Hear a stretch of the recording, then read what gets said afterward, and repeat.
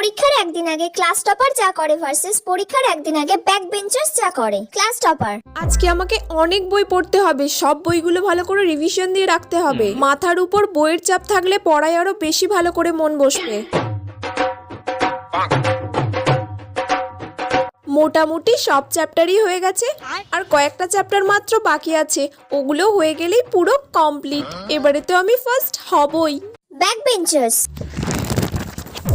এই এত পড়া তো আমার দ্বারা এমনিতেও হবে না, পরীক্ষায় তো আমি ফেল করবই করব।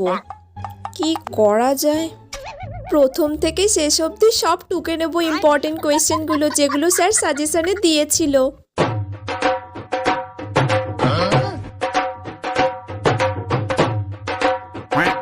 ব্যাস, টোকা তো সব কমপ্লিট। আর কয়েকটা শর্ট কোয়েশ্চেন আমি বন্ধুদের থেকে জেনে লিখে নেব, ব্যাস 5 নাম্বার উঠে যাবে। পাস করে গেলেই আমার